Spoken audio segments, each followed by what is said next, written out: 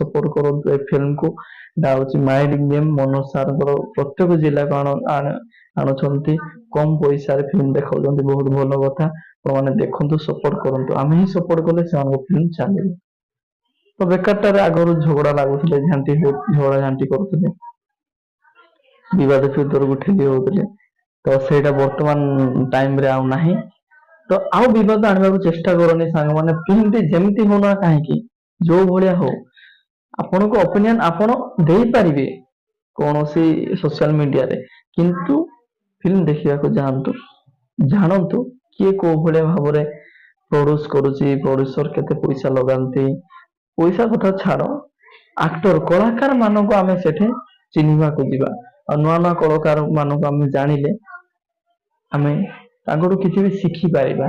ଆଉ ତାଙ୍କ ଦ୍ଵାରା ହିଁ ଆମର ଓଡିଶା ଆଗକୁ ଯାଇପାରିବ।